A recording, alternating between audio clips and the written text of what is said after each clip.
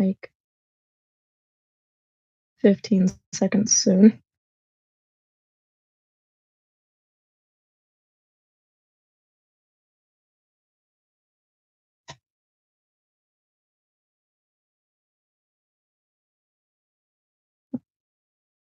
Okay, we can get started.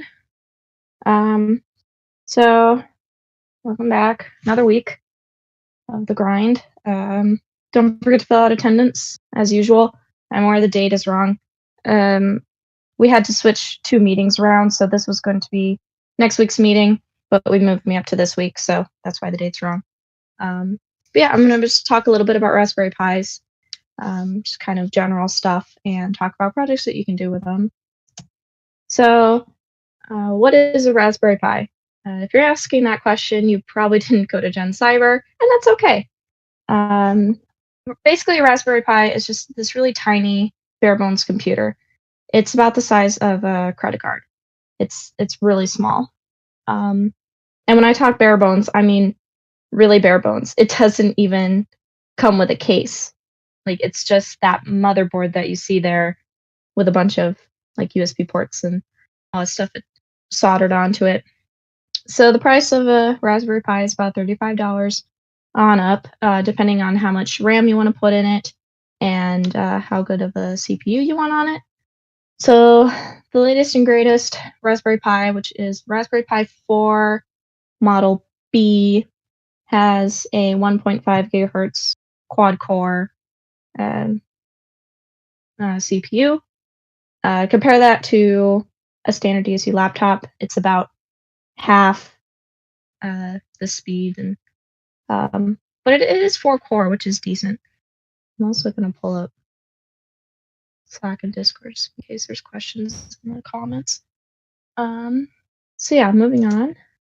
Before we begin messing around with Raspberry Pis, you need to know that, like I said earlier, they are bare bones. They come out of the box, just a motherboard. So you need to supply things. A good example of first thing you need, and usually they come with this, depending on what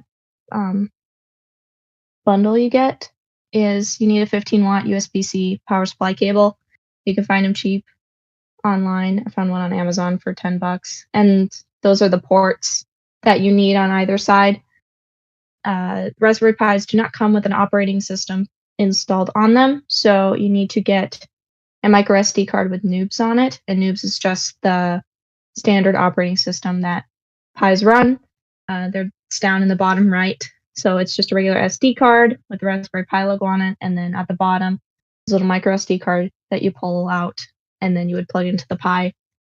And then keyboard, mouse, monitor, depending on how cheap or how expensive you want to go with those. I just kind of threw kind of average prices on there. But yeah, there is quite a bit of.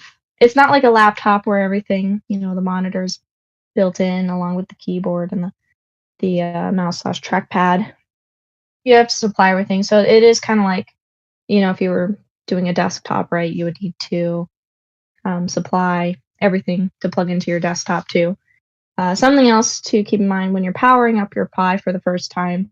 Step one is you take your little Noobs micro SD card, you plug that in on the Raspberry Pi. I would have one to show you guys, but since we're all virtual and I can't have one in my hand and show you guys. But on the underside of underneath the Raspberry Pi, there's a tiny little slot, and that's where the micro SD card goes. And that's the first thing you need to do. Second thing, and this was back when I first learned to use Pi, so maybe it's not the same anymore, but you needed to plug in your keyboard, your mouse, your monitor, all that stuff first, and then you plugged in the power. If I remember right, it had something to do with how the Pi, like if the Pi powered on before those were plugged in, it would have a tough time recognizing them. But maybe they fixed that since last time. But that's just typically a good thing. But having the micro SD card in first, that's like rule number one. All right, another thing about Raspberry Pis is accessories. This is a box of goodies I have. I got for Christmas one time. And all of these, or most of these, should be Raspberry Pi compatible. So some of the things that are fairly common that you'll see with like Raspberry Pis that people use for projects are these cables. So you see the rainbow cables over there. There's male to male, female to female, male to female. Those are all very common. Breadboard, which is kind of in the center. It's kind of that whitish colored thing with all the dots, things stuck in it. Breadboards just allow you to connect wires and such. And that, we have some resistors down in the bottom left. We got a little keypad. We have some robot parts. I think that's like a sensor that you could have on a robot. There's a motor. Yeah, all sorts of fun things that you could have with a Raspberry Pi. So tons of things you can do. Now that we've kind of talked a little bit about Raspberry Pi and all the different things that you could possibly buy to play with your Pi, let's talk a little bit about different projects. So one of the first projects I ever did with my Raspberry Pi was I made an Amazon Alexa. So there used to be this GitHub repo that allowed you to turn your Pi into an Alexa. And I'm sorry if I'm making anybody's Amazon Alexas go off by saying that. So basically what you had to do is you had to register your Pi through Amazon Developer, which it was just this website you would log into. If you have an Amazon account, you can get in there already. And you just, you registered your Pi, and then you would install the program from GitHub. So you just ran sudo apt-get, then all the Pi needed was the power. So be plugged in, have a microphone and a speaker, and you could just talk to your Pi like a normal Alexa. And she would do pretty much anything a regular Alexa could do. Wasn't the best quality, but it was still really fun. And then one day, the GitHub repo disappeared. And I have a feeling Amazon wasn't too happy about people making their own Alexas instead of spending money and buying the real deal. So I'm assuming that guy that was running the GitHub got a cease and desist, and so he had to take it down. And then sure enough, shortly thereafter, Amazon decides to release their own version of the code, and it's so much worse than the original GitHub repo. The quality is just, it's awful, and it's a pain in the butt to install, and yeah, so thanks, Amazon. Another project is one-time pads. So if you are familiar with my younger years, you know that I talked about this, I think my freshman year, if you remember that, if you were there. But basically, it's a one-time pads type of encryption. It's supposed to never be able to be cracked unless you have the key. It's TLDR of that. So how to make one-time pads so good is that the keys need to be random, and then you never use them again. So there are random number generators built into the hardware of Raspberry Pis. So you can just simply use that random number generator, generate a bunch of files with random numbers, symbols, stuff like that in there. You can use that as the keys, and then you can just encrypt and decrypt. And the Pi can also encrypt and decrypt. You just got to install the program. I think it was called One Time. And this one still works. So you guys can definitely use do this project. And if you're interested, let me know because I'll help you out with it. And then another thing you can do with Raspberry Pis is make VPN servers. So VPNs, I think we're going to go over those at a later date. But basically, they are they allow you to be more secure when you're online. Your IP address is a little bit. I guess your IP address is spoofed is probably the best way to put that. But basically, what you could do is VPN would just be your little server, or Raspberry Pi would be your server, and then you could use AWS to also help run the server. And on your computer client side, what you would do is you would have PuTTY open, and you would SSH in with PuTTY onto the Pi, and then using Amazon, you would be able to connect to an Amazon server or pretend that you are an Amazon server, so you're more hidden. But yeah, I will go more into VPNs at a later date. I believe it's scheduled for November 2nd, so you can look forward to that. But yeah, Raspberry Pis are a way to host VPN servers, and you can just have them sitting on your desk or on a server rack. Very cool. But they might not be.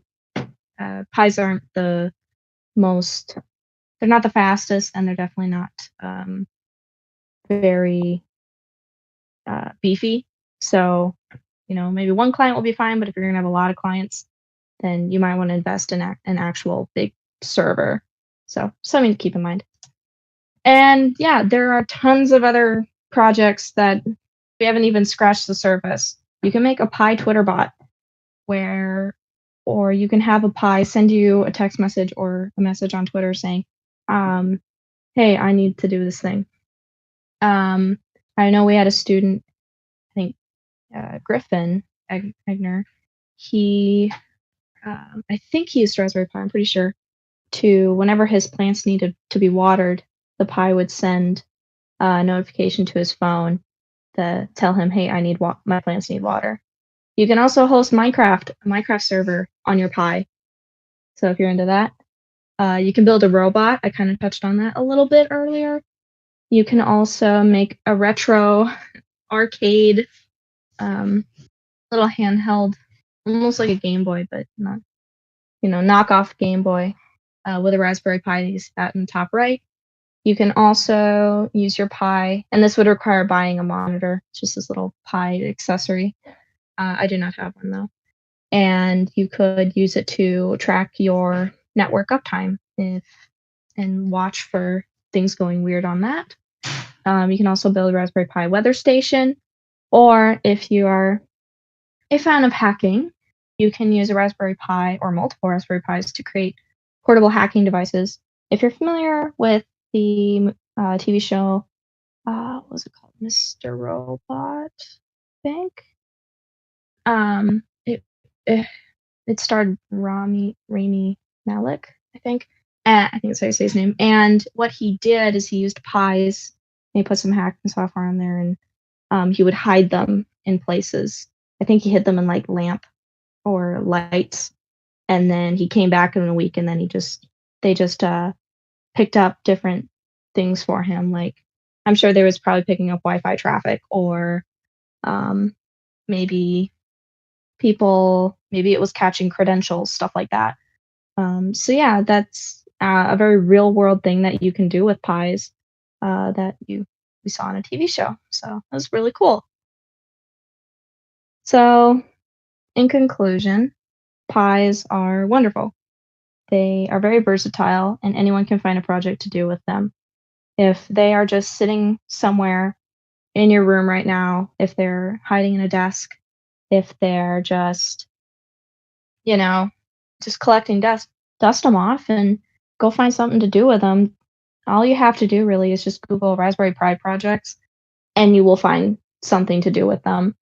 The only limit really is your creativity, and you don't even need to follow a guide online. Just monkeying around with different things, you can create a new project and then write to everybody, look at me, I made this cool thing. At Gen Cyber, we always talked about different things we could do with the Pis. So that's why every camper got to go home with one. And I know Tom would always do like blinking lights. That was always a fun thing.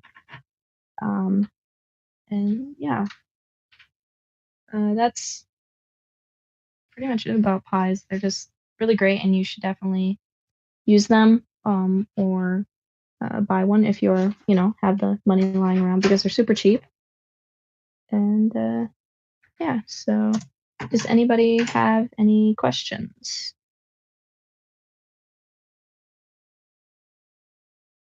No? All right. Super short meeting tonight. It's a Monday night. I'm sure all of you want to take a break or work on homework like me. So thank you all for coming. Don't forget attendance. And yeah, we'd love to hear of any projects you guys make with Pis someday. Yeah. Oh, something I didn't mention was, um, well, Beacom 216's closed, but could have used it to go play with your Pis, but if you didn't have a monitor, keyboard, and mouse at home, but unfortunately it's closed for the time being. But someday when that opens, you guys could use that to do Pi projects. But oh well. Yeah. Monitor, keyboard, and Thank you. woo!